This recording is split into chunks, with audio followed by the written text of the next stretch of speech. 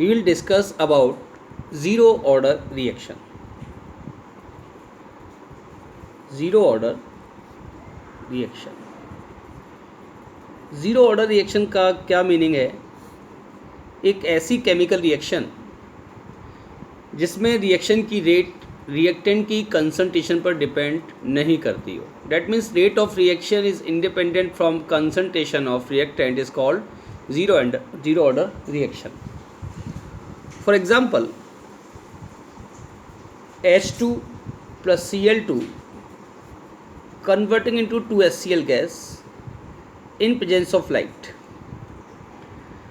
इस रिएक्शन में rate of reaction hydrogen और क्लोरीन की कंसंट्रेशन पर डिपेंड नहीं करती, यानी कि ये एक ज़ीरो ऑर्डर रिएक्शन है.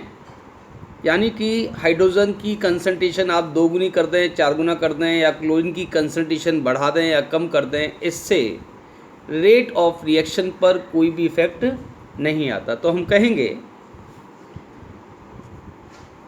A chemical reaction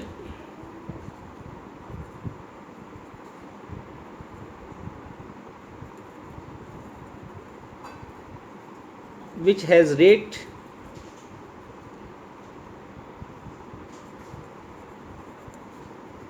independent from concentration of reactants is called zero order reaction. एक ऐसी केमिकल रिएक्शन जिसमें रेट ऑफ रिएक्शन रिएक्टेंट की कंसंट्रेशन पर डिपेंड नहीं करती, उसे हम ज़ीरो ऑर्डर रिएक्शन कहते हैं.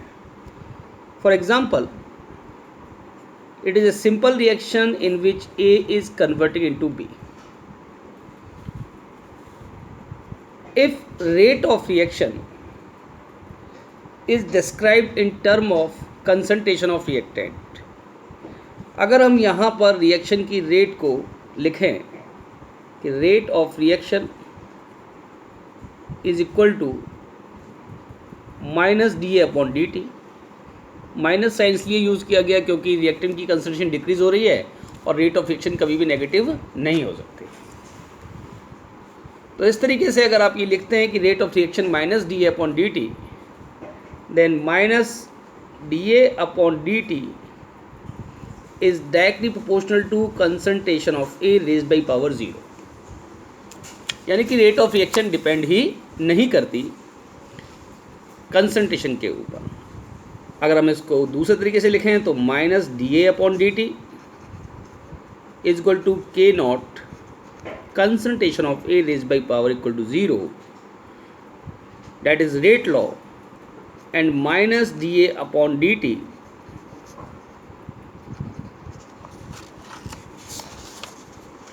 is equal to K naught. It is called differentiated form of rate law for zero order reaction.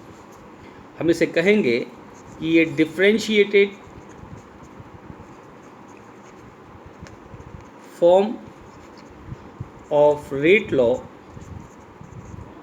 for zero order reaction.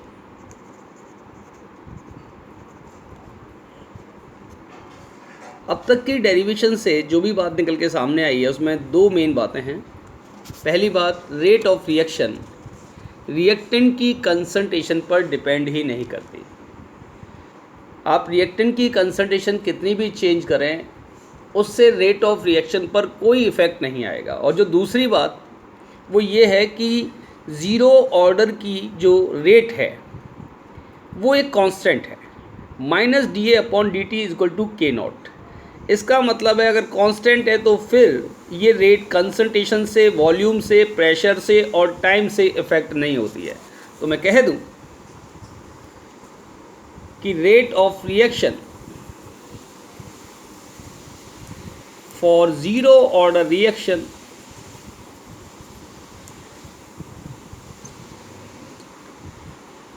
Is equal to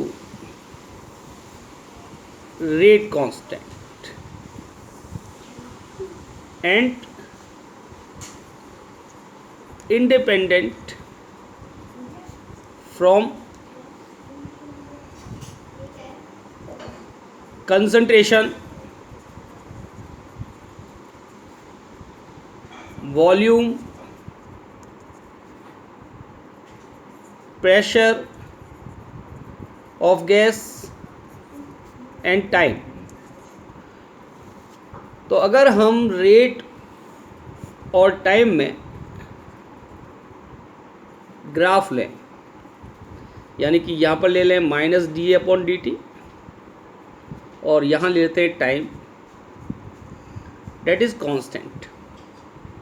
rate change नहीं होती time के साथ। ज़ीरो ऑर्डर रिएक्शन में rate of reaction constant है, जिसकी value rate constant के equal है।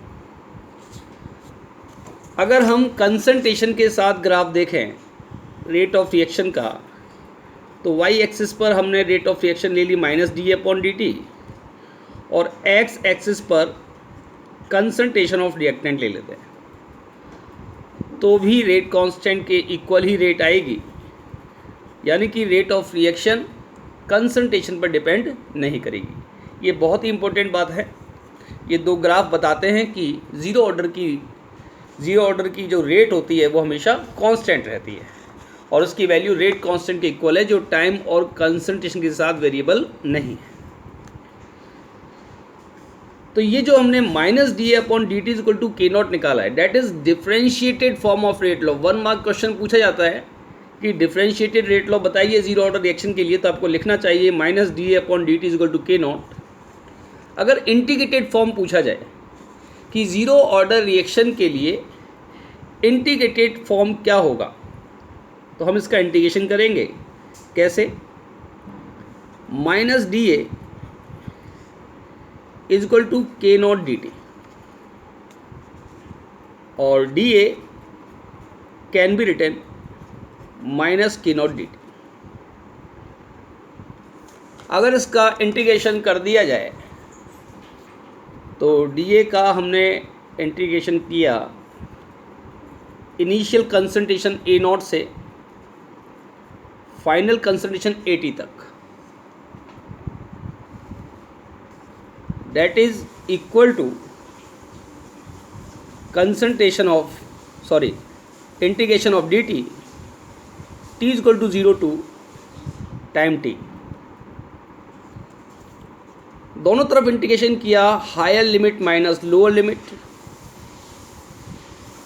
A T minus A naught, that is equal to के naught T. AT minus A naught, that is equal to K naught T. So AT is equal to minus K naught T plus A naught. Very important equation, that is integrated rate law for zero order reaction. इसको याद रखेंगे, ये equation बहुत ही important है और zero order के numerical करने में इसका बहुत यूज़ होता है। तो A T is equal to minus के naught T plus A naught. यहाँ पर ए टी क्या है? A T is concentration of reactant after time T. A naught is initial concentration of reactant. K naught is rate constant for zero order reaction and T is time. This equation can be compared with y is equal to mx plus c. तो इसका मतलब अगर graph खींचा जाए जिसमें y axis पर हम reactant की कंसंट्रेशन लें, वाई एक्सिस पर रिएक्टेंट की कंसंट्रेशन ली जाएगी, that is equal to A t, और एक्स एक्सिस पर हमने ले लिया टाइम। तो इस इक्वेशन से ये इन्फॉर्मेशन मिल रही है कि ग्राफ एक स्ट्रेट लाइन होगा इस तरीके से। और इस ग्राफ का जो स्लोप है that is negative of rate constant that is equal to minus के नॉट, और जो इंटरसेप्ट है that is equal to A naught. तो एक बहुत इंपॉर्टेंट कंक्लूजन इस इक्वेशन से निकलता है कि concentration of reactants decreases linearly in zero order reaction, कि ज़ीरो ऑर्डर रिएक्शन में रिएक्टेंट की कंसंट्रेशन लीनियरली डिक्रीज हो रही है। लीनियरली डिक्रीज होने का मतलब होता है कि सेम टाइम इंटरवल में सेम चेंज, अगर फर्स्ट 10 मिनट में 0.2 मोल पर लीटर का चेंज आया तो नेक्स्ट 2 मिनट में भी 0.2 मोल लीटर का ही चेंज आएगा, और नेक्स्ट 2 मिनट में भी 0.2 का ही चेंज आएगा। यानी कि अगर टाइम इंटरवल सेम है तो चेंज भी कंसंट्रेशन में सेम आएगा। जैसे कि फिजिक्स में आप लोग पढ़ते हैं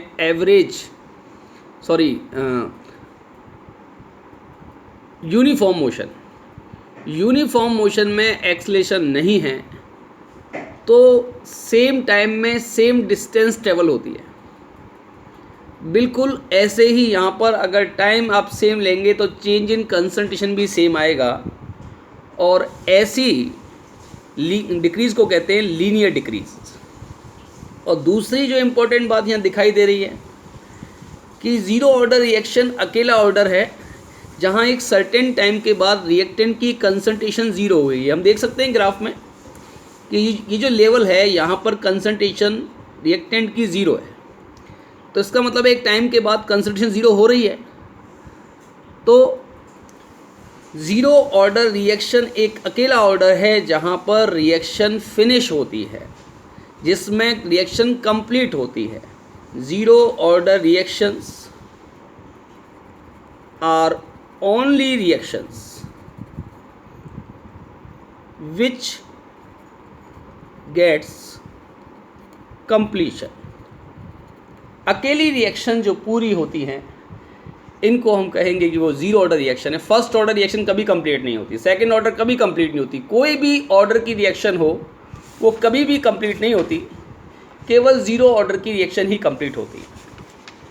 यहाँ पर हम थोड़ी सी एक बार समरी ले लें ज़ीरो ऑर्डर के बारे में हमने क्या बताया है। एक बात तो ये बताइए कि एक ऐसी रिएक्शन जिसमें कंसंट्रेशन ऑफ रिएक्टेंट पर रेट ऑफ रिएक्शन डिपेंड नहीं करती, उसे हम ज़ीरो ऑर्डर रिएक्शन कहते हैं। यानी कि इसमें जो रेट ऑफ रिएक्शन है वो हमेशा एक कांस्टेंट वैल्यू है, माइनस d/dt=k0 है। इसलिए जब रेट और टाइम में या रेट और कंसंट्रेशन में ग्राफ खींचे जाएंगे तो ग्राफ स्ट्रेट लाइन आएंगे, कांस्टेंट वैल्यू शो करेंगे। और जब हम इसके डिफरेंशिएटेड फॉर्म का इंटीग्रेशन करते हैं तो बहुत ही इंपॉर्टेंट फार्मूला आता है, that is equal to AT=-k0t + A0। और इस फार्मूले से हमें इंफॉर्मेशन मिलती है कि रिएक्टेंट की कंसंट्रेशन लीनियरली डिक्रीज होती है, पहली बात। और दूसरी बात कि इस ऑर्डर की रिएक्शन में सबसे खास बात है कि ये पूरी होती है, कंप्लीट होती है। यहाँ पर रिएक्टेंट की कंसंट्रेशन फाइनली ज़ीरो हो जाती है, जबकि और किसी भी ऑर्डर में, चाहे वो फर्स्ट ऑर्डर है चाहे सेकंड ऑर्डर है, उसमें रिएक्टेंट की कंसंट्रेशन ज़ीरो नहीं होती है। हम आगे चलते हैं, ज़ीरो ऑर्डर के बारे में ही कंटिन्यू करते हैं। जो हमने फॉर्मूला निकाला जहाँ पर हमने बताया कि AT=-k0t + A0, और इससे कंक्लूजन आया कि concentration of reactant decreases linearly with time, concentration of reactant decreases with time. तो हमने कहा कि AT=-k0t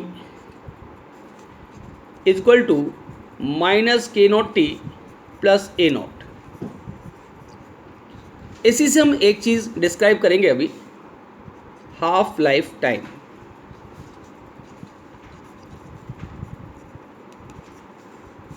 जिसे T 50% भी कहा जाता है, या इसे T 0.5 भी कहा जाता है, या हाफ लाइफ पीरियड भी इसे कह सकते हैं।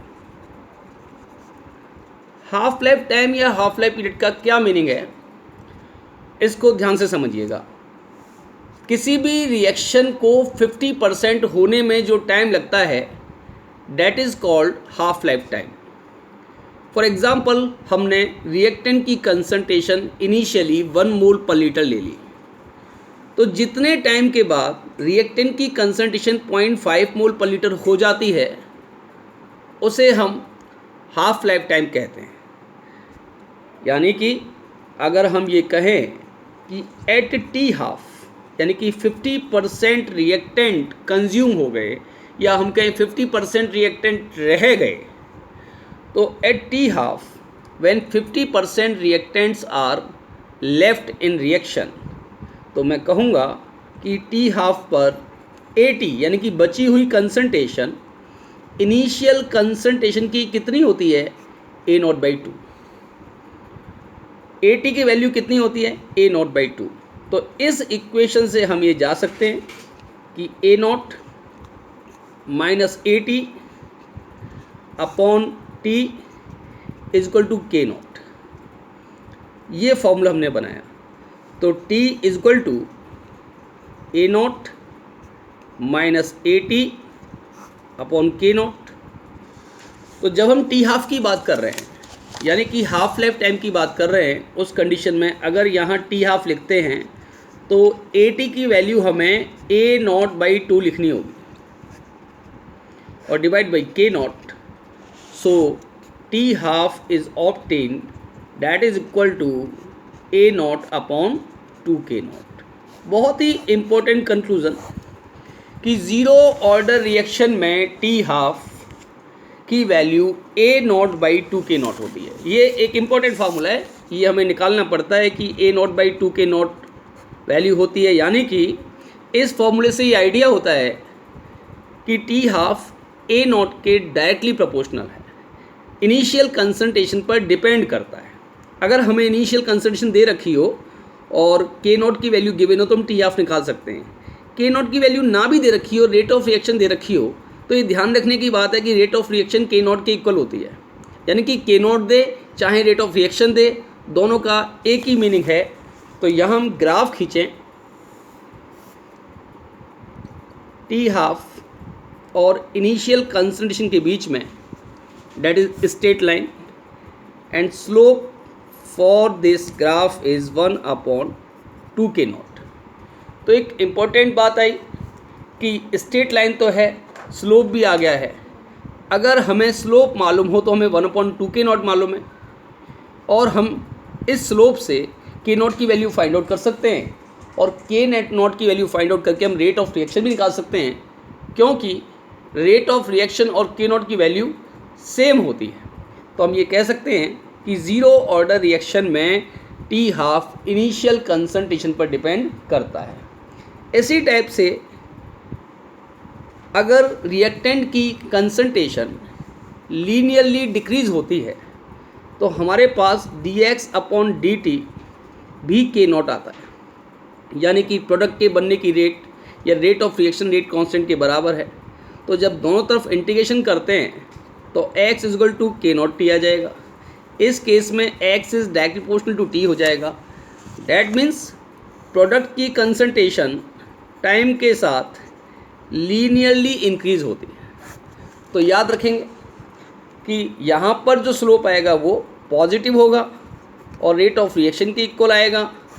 तो ज़ीरो ऑर्डर रिएक्शन में रिएक्टेंट की कंसंट्रेशन लीनियरली डिक्रीज होती है और इसी टाइप से प्रोडक्ट की कंसंट्रेशन लीनियरली इंक्रीज होती है। ज़ीरो ऑर्डर रिएक्शन होती कहाँ है, इसके एग्जांपल्स क्या हैं?